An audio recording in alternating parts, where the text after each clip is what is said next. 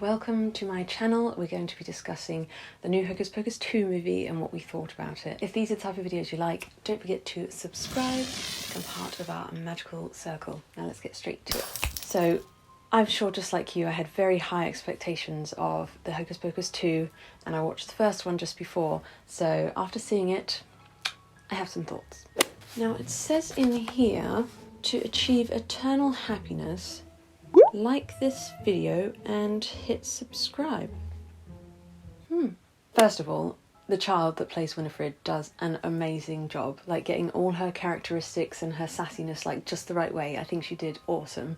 So comment below if you agree. I also could be wrong, but in that scene where she lights the candle and they're in the forest and the ground kind of splits into like a fork shape, it actually reminded me a lot of the Mark of Sauron in the new Lord of the Rings show. So I don't know if you've seen them, but they looked really similar. So one thing I didn't love is that when the witches appear, they go straight into a song, which I thought just felt a bit forced. And also when they've done it in the past, there's been like a band around them and a reason for them doing it. So I just thought that was a bit random and I thought the song was really cheesy. I'm glad they cut it short, but I would rather that not been in there. I don't know what you think about that. So then we get to see the book again. Their house has been turned into not a museum but almost like a shop of like magic tricks and things like that, and the book is there but he's chained up like Hannibal Lecter, which I thought was quite funny. It was also cool to see what they did with the book's eye. It was a much more detailed eye than like the more cartoony eye that we had, which I thought was kind of cool and kind of humanized the book.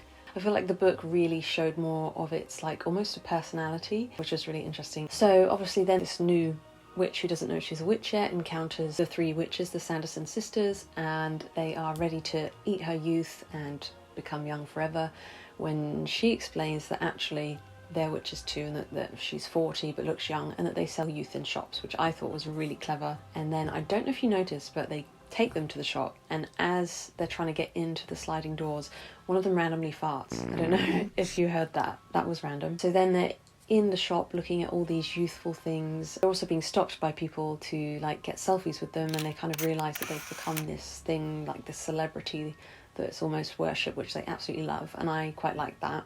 And then obviously when they take a selfie with someone, there's a filter on the selfie, which we're all used to these days, and they think they're young and beautiful again, which I thought was really clever. Especially as we all know how like filters are so like fake. It's kind of taking the mickey out of filters. Then the young witch and her friend find some salt to put it around them, and she finds that it makes this blue light and reflects, and that's her first clue that she's not quite normal, which they get into later.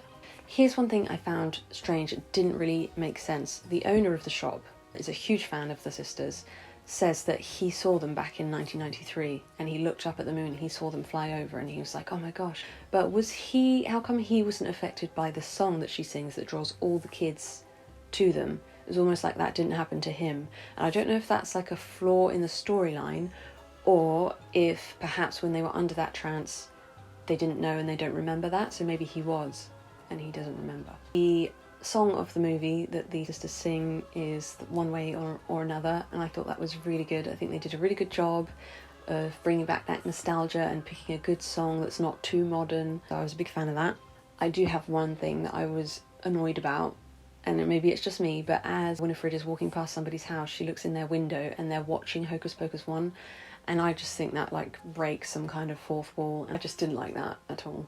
Comment below what you thought of that, but I did not like that. Now, one of their main missions, the Sanderson sisters, is to find this mayor of the town, because he's a direct descendant of the mayor from their childhood that kind of ruined their lives. I thought it was really good that we got to see a bit of their childhood, because it kind of switched our sides, so we're almost like we're on the side of the witches because we know they had a harsh childhood. But I thought it was a bit weird that they were mainly focusing on that rather than just grabbing any child and just taking the youth so that they could be there forever, like problem solved, and then they would have so much time to go after this mayor.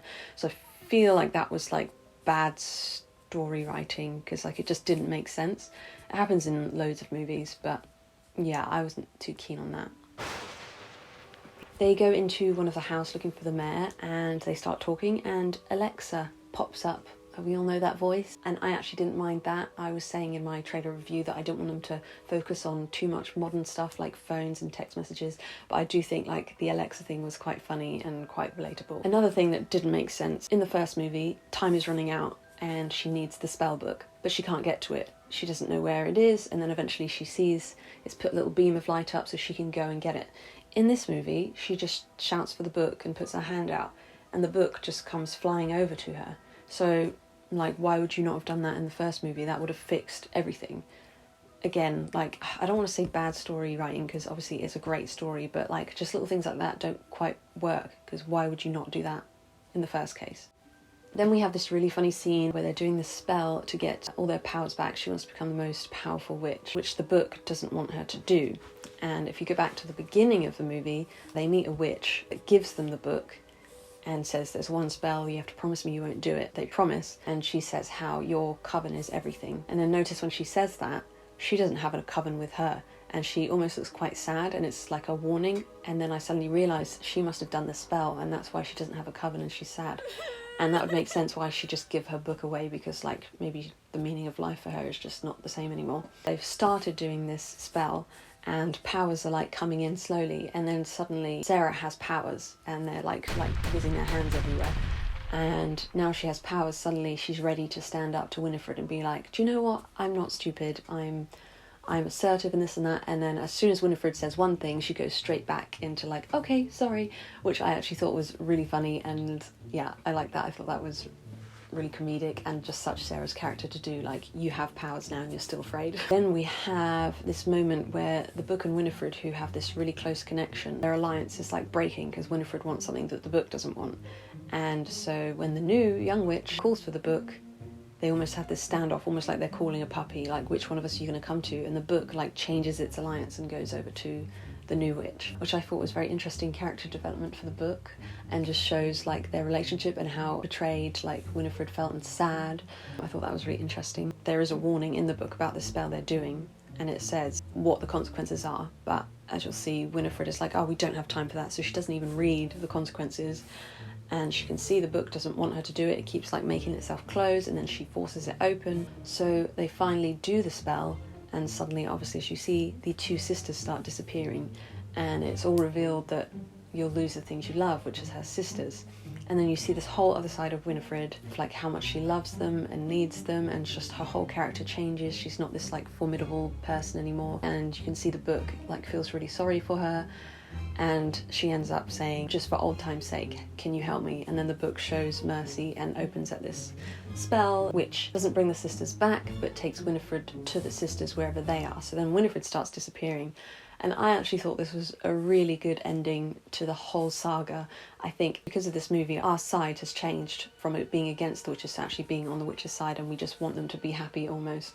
So it's like, well, they can't stay and be witches and destroy the area, because that wouldn't be a very good ending for the film. It's almost like they eventually get their peace, and then it ends with the new witch and her new coven doing that walk that they do down the road, which I thought was just a really good ending. There's things in this movie that I think didn't make sense, but is forgivable, and in general I just think it was a really good way to end it.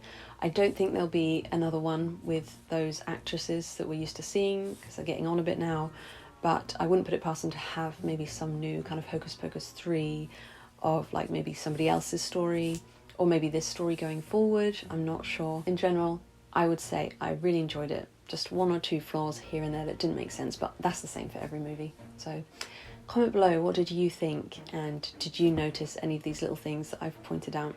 Thanks for watching this video. I hope you enjoyed it, and I will see you soon. Bye for now.